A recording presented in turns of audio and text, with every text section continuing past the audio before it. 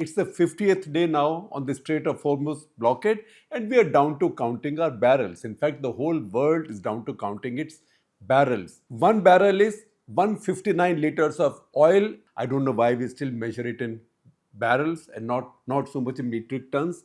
For that matter, why do we measure cotton in bales? Maybe it's just because the Americans will not go metric. Nevertheless, we measure oil in barrels, and the whole world is now counting them.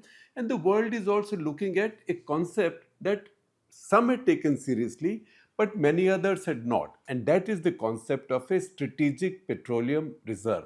Because petroleum comes out of very few places in the world. Lately, some more areas have opened up. Africa, many parts of Africa have opened up. Some in Southern America have opened up.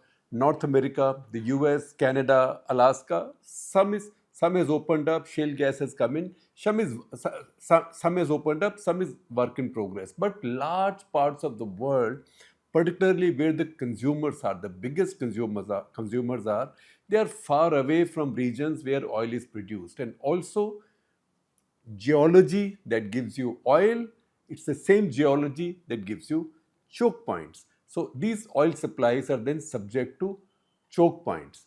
That is why many of the countries, particularly large consuming countries, have been thinking of the idea of keeping strategic petroleum reserves or SPRs. Now, this idea was discussed in the past. It was discussed in 1944. In fact, US Interior Secretary then Harold Ikes, he proposed the idea. The World War was winding up at that point. That idea came up, but then under President Truman, a Mineral Policy Commission proposed a strategic oil supply system in 1952. Eisenhower then, because these things always follow crisis. The first one had come towards the end of the Second World War. The second big push came in 1956 with the Suez Canal crisis.